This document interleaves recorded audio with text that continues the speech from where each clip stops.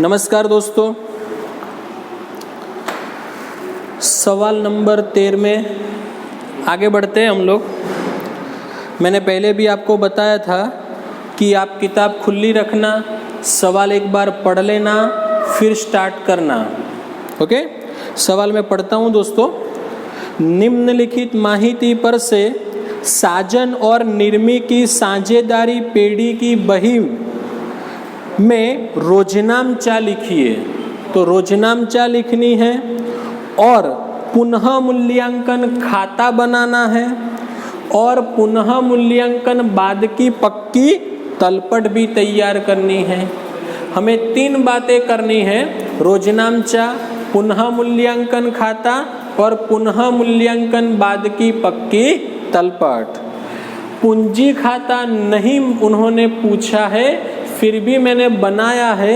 वो मैंने आगे भी आपको समझाया था कि पूंजी लिखने के लिए एकत्रित लाभ और हानि दी गई हो तो उसका वितरण करने के लिए, उसको बांटने के लिए, पुनः मूल्यांकन खाते का लाभ यहाँ पर लाने के लिए। आगे बढ़ते हैं दोस्तों। साजन और निर्मी 5:3 के प्रमाण में लाभ हानि बांटने वाले साझेदार है। तारीख 31/3/2017 के रोज उनकी पेड़ी की पक्की तलपट निम्नानुसार है। साझेदारों ने पेड़ी की संपत्ति और दायित्व का पुनः मूल्यांकन करना तथा भविष्य में 1:1 के प्रमाण में लाभ हानि बांटना निश्चित किया है, जिसके संबंध में माहिती निम्नानुसार है। दोस्तों, मैंने आपको आगे भी बताया था सवाल कैसे करना होता है। तो समायोजन से स्टार्ट करेंगे और समायोजन पूरे हो उसके बाद में पक्की तलपट में जो बचता है उसका हम लेखा करेंगे। पहला समायोजन, जमीन मकान की कीमत 10% से बढ़ानी है। तो जमीन मकान 1,40,000, उसका 10% होगा 14,000। जमीन मकान की कीमत बढ़ेगी तो पेड़ी को लाभ होगा, तो पुनः मूल्यांकन की जमा साइड आएगा 14,000। जमीन मकान 1,40,000 प्लस वृद्धि 14,000, बाहर रकम आएगी 1,54,000। ओके दोस्तों। दूसरा समायोजन, यंत्र और फर्नीचर की कीमत में 40% कमी करनी है। यंत्र है 80,000, उसका 40% होगा 32,000। फर्नीचर है 30,000, उसका 40% होगा 12,000। कीमत कम करेंगे दोस्तों, संपत्ति की कीमत घटेगी तो पेड़ी को नुकसान होगा। उधार साइड लिखेंगे यंत्र खाता 32,000, फर्नीचर खाता 12,000। आगे बढ़ते हैं दोस्तों। देनदारों पर इसकी दूसरी असर बाकी है दोस्तों। अच्छा, तो यंत्र संपत्ति लेना में 80,000 माइनस कमी 32,000, रकम बाहर आएगी 48,000। फर्नीचर दोस्तों 30,000 माइनस कमी करेंगे 12,000, रकम आएगी 18,000। तीसरा समायोजन, देनदारों पर अब 1,000 डिबत ऋण अनामत की जरूर नहीं है। 1,000 डिबत ऋण अनामत की जरूरत नहीं है। तो डिबत ऋण अनामत 1,500 है, उसमें से 1,000 की आवश्यकता नहीं है तो उतना घटाना पड़ेगा। डिबत ऋण अनामत प्रावधान है, घटेगा तो पेड़ी को लाभ होगा, तो उसको जमा साइड लिखेंगे दोस्तों। डिबत ऋण अनामत 1000 घटाया,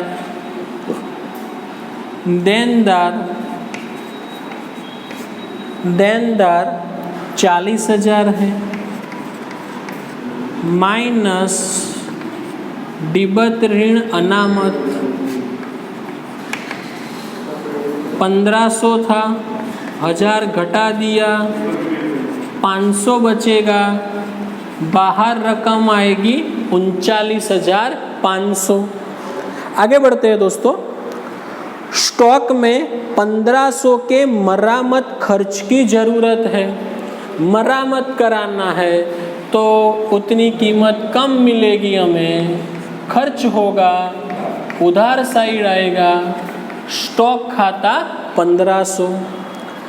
स्टॉक हमारे पास है दोस्तों 31,500,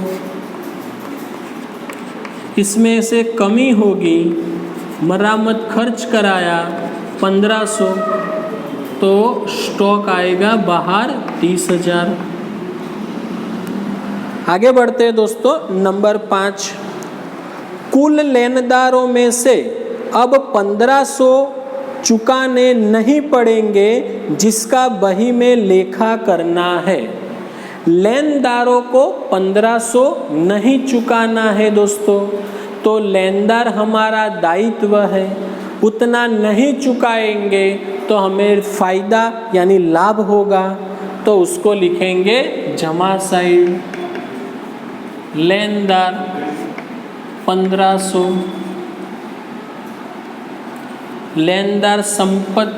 लेनदार आएगा पूंजी दायित्व में, लेनदार है 32,000, उसमें से 1500 नहीं चुकाना है, कमी होगी 1500, बाहर आएगा 30,500। नंबर 6, चुकाना बाकी खर्च 10,000 और अप्राप्त आय 2,000 है। चुकाना बाकी खर्च दायित्व है, नुकसान होगा, उधार साइड आएगा दोस्तों।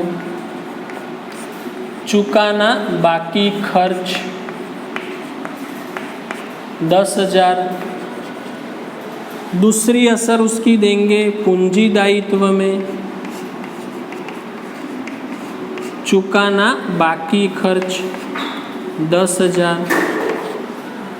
फिर दोस्तों अप्राप्त आय है 2,000, तो अप्राप्त आय हमारा लेना है, लेना बढ़ेगा, फायदा होगा, जमा साइड आएगा 2000।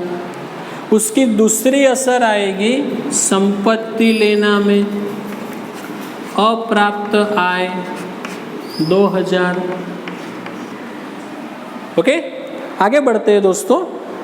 7वां समायोजन, विनियोग को उसकी बाजार कीमत पर दर्शाना है। तो ऊपर विनियोग है 20,000, कोष्टक में उसकी बाजार कीमत है 18,000। तो बाजार कीमत 2,000 कम है, तो विनियोग की कीमत घटेगी तो पेढ़ी को नुकसान होगा, तो उधार साइड आएगा विनियोग 2,000। अब विनियोग 20,000 था, उसमें से 2,000 घटा देंगे दोस्तों, कम करेंगे तो बाहर रकम आएगी 18,000। चलो समायोजन सारे पूरे हो गए। अब पूंजी दायित्व में और संपत्ति लेना में जो बाकी है उसकी असर दे देते हैं। तो पूंजी साजन निर्मी की है 80 और 50,000, 80,000 50,000, शेष आगे लाए।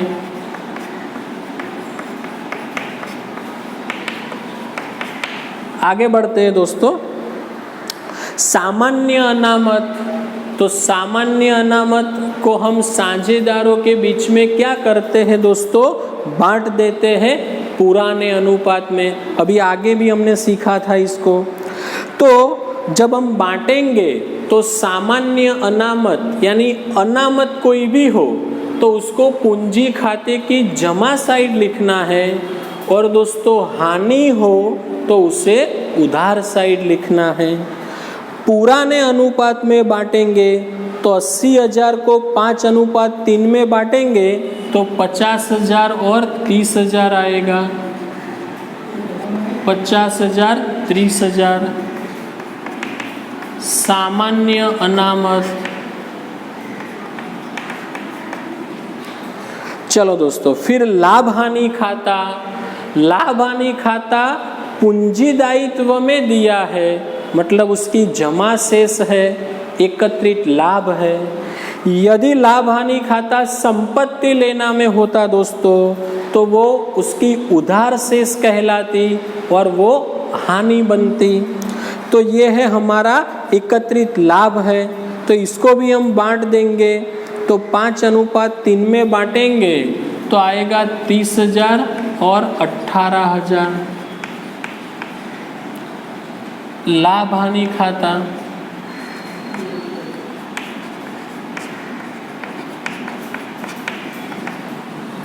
चलो आगे, 12% की बैंक लोन है पूंजी दायित्व में। Bank loan 70,000। फिर चालू दायित्व में लेनदार आ गया, दैनिक हुंडी बाकी है 10,000।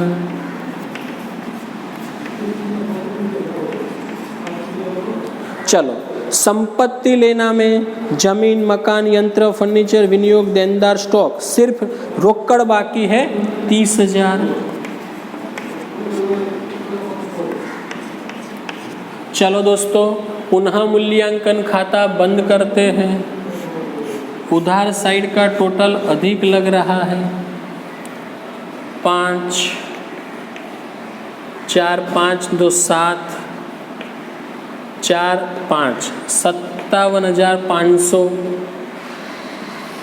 दोनों साइड रखते हैं 57,500। 15 16 18,500 माइनस करेंगे 0 0 17 में से 8 9 1 4 3 39,000। इसको हम कहेंगे वितरण पात्र हानि। चलो साझेदारों के बीच में बांटेंगे पुराने अनुपात में साजन और निर्मी। 39,000 को बांटना है दोस्तों, तो पहले मैं टोटल भाग से उसको भाग देता हूँ। 8 से 4 से भाग चलेगा, 8 से, फिर 7 से, फिर 5 से। गुणा करेंगे 5 और एक बार गुणा करेंगे 3 से, तो रकम आएगी 5 2 7 3 4 24,375।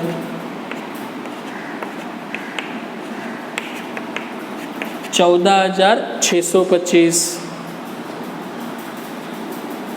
तो 24,375 और 14,625। दोस्तों एक बार मैं चेक कर लेता हूँ ये हमारा आंसर सही है कि नहीं है।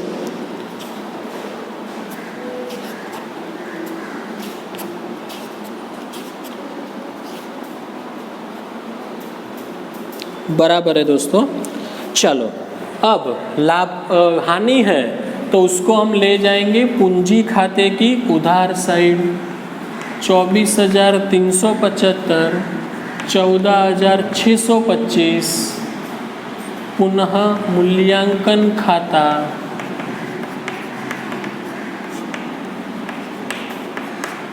इकतीस 317। चलो अब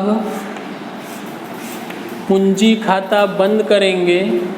1,60,000, 98,000, 1,60,000, 98,000, 24,375 घटाएंगे तो आएगा 1,35,625। 1,35,625। 98 में से 14,625 घटाएंगे तो 83,375 आएगा। शेष आगे ले गए। कौन सी शेष है दोस्तों? ये जमा शेष। तो जमा शेष कहाँ ले जाएंगे? पूंजी दायित्व में। चलो तो लिखते हैं पूंजी खाता साजन निर्मी। तो साजन की रकम है 1,35,625। निर्मी की है 83,375। तो 0, 10, 10, 9, 11, 1, 2,19,000। फिर आपको दोनों साइड का दोस्तों टोटल कर लेना है, वो आप कर लोगे। समझ में आया होगा दोस्तों सबके। अभी भी हमारे एक बात बाकी है, हमें क्या लिखना बाकी है अभी? रोजनामचा। तो दोस्तों मैं आपको समझाता हूँ रोजनामचा कैसे लिखते हैं। आगे भी मैंने आपको बताया हुआ है।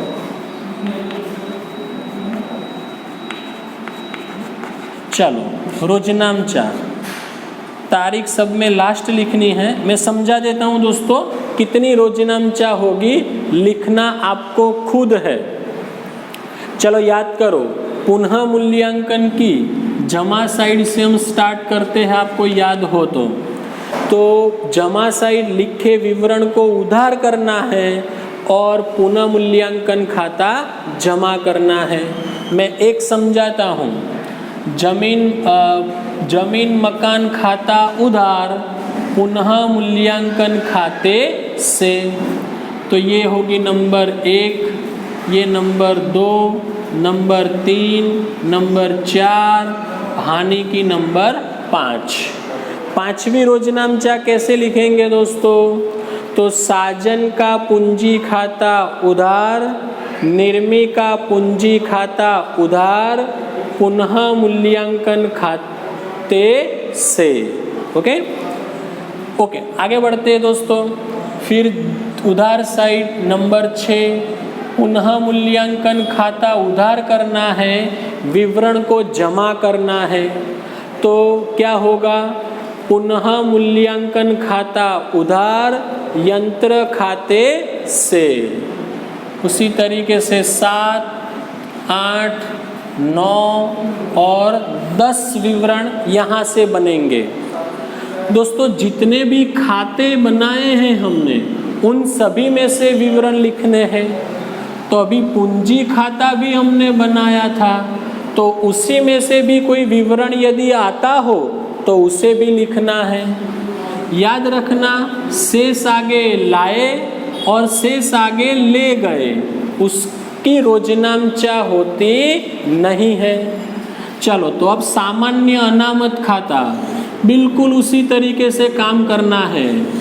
तो पूंजी खाता की जो जमा साइड है, जमा साइड लिखे नाम को उधार करना है और साझेदारों के पूंजी खाते जमा करने हैं। ये 11 नंबर है। क्या रोजनामचा बनेगी दोस्तों, मैं बताता हूँ आपको। सामान्य अनामत खाता उधार साजन के पूंजी खाते से निर्मी के पूंजी खाते से। उसी तरीके से आप लाभ हानि खाते के लिए लिखोगे 12 नंबर की रोजनामचा। उधार साइड आते हैं, पुनः मूल्यांकन खाता, उसकी रोजनामचा हमने यहाँ पर लिख दी थी दोस्तों, याद हो तो, इसीलिए इसे लिखना नहीं है। तो आपको टोटल कितनी रोजनामचा लिखनी है दोस्तों? 12। तो ये आप काम पूरा कर लेना, खुद लिखना इसको। कुछ भी समझ में ना आए तो दोस्तों मुझे पूछना, फ़ोन करके पूछ सकते हो आप मेरे को। ओके दोस्तों।